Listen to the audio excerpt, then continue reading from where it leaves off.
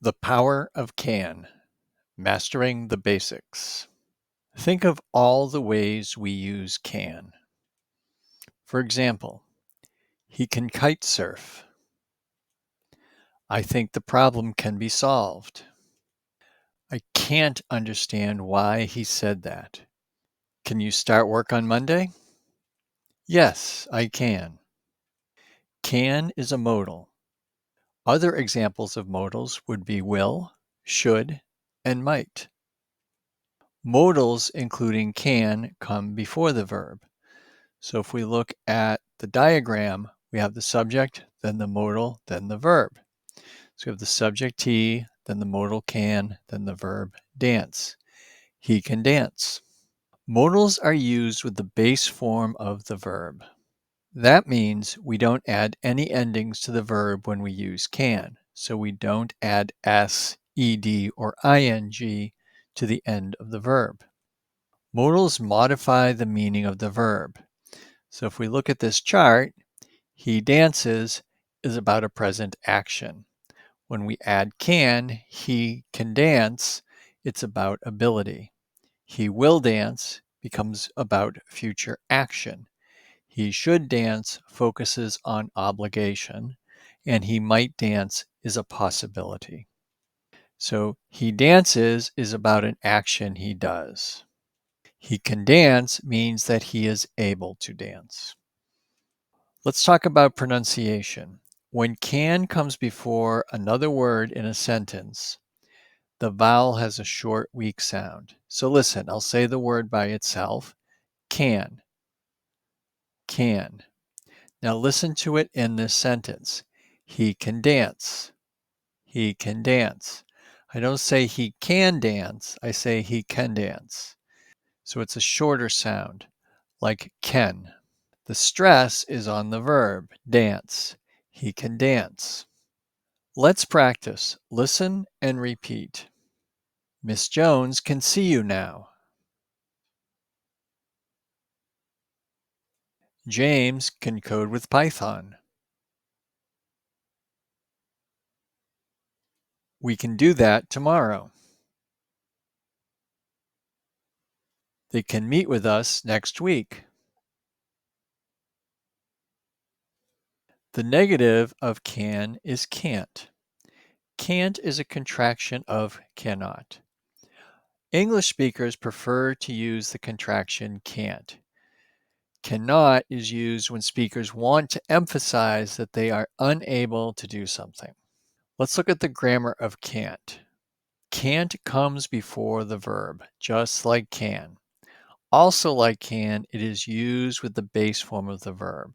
So for example, she can't meet with you today. So it comes before the verb and is used with the base form of the verb. Pronunciation. Can't always has a strong vowel sound. The T at the end can be soft and blend into the next word. So listen, I can't play the piano. So you can hear the strong vowel sound on can't, but the T is a little soft. I can't play the piano. Let's practice together. Listen and repeat. Sorry, I can't help you. She can't start classes until September. I can't climb all these stairs. We can't swim today.